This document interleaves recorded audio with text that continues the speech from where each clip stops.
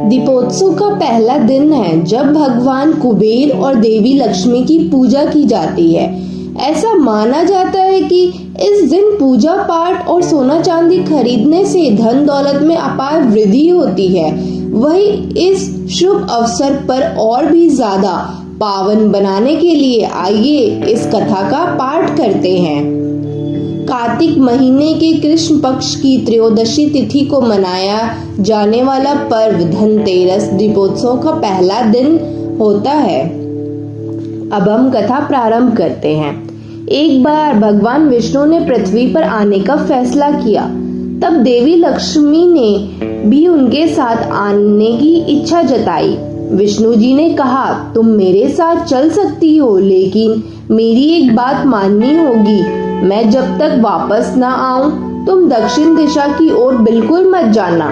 लक्ष्मी जी ने हाँ कर दी और वो धरती पर आ गई।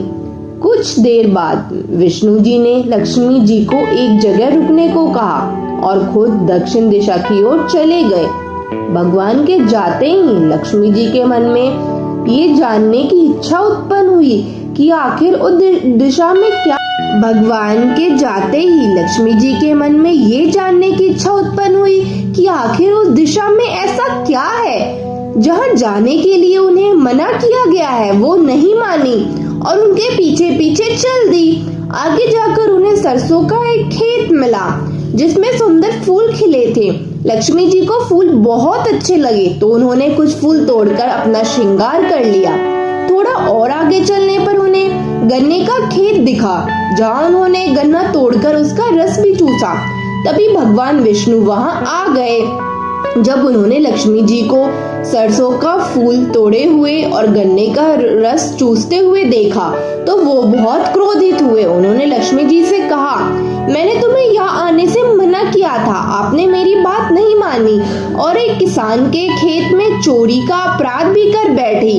इस अपराध के दंड के रूप में अगले 12 वर्षों तक इसी गरीब किसान के घर में उसकी सेवा करनी होगी।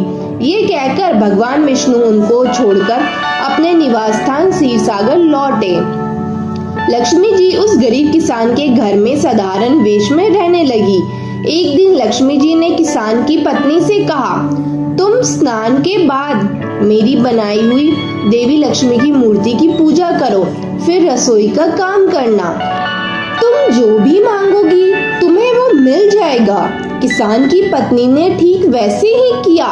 पूजा करने के अगले ही दिन लक्ष्मी जी के आशीर्वाद और कृपा से किसान का घर अन्न धन से भर गया और किसान की गरीबी दूर हो गई और उसके 12 साल बड़े सुख शांति से बीत गए।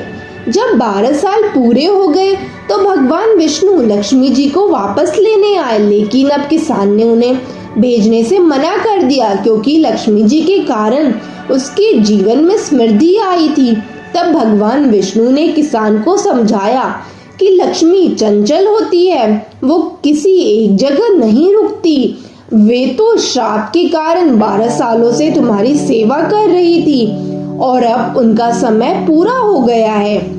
हालांकि किसान के अधिक हट करने पर लक्ष्मी जी ने उसे वचन दिया कि वो धनतेरस के दिन उसकी पत्नी से दोबारा उनकी पूजा करवाएगी और जहाँ उनकी पूजा होगी वहाँ वो जरूर निवास करेंगी। ऐसी मान्यता है कि धनतेरस के दिन जो भी व्यक्ति सच्चे मन से लक्ष्मी जी की और धन के देवता कुबेर की पूजा करता है उसके घर में धन और समृद्धि हमेशा बनी रहती है। अगर आपको हमारी वीडियो पसंद आई हो तो वीडियो को लाइक करें, शेयर करें और सब्सक्राइब करना ना भूलें और कमेंट में लिखें, जय माँ लक्ष्मी, जय कुबेर देवता।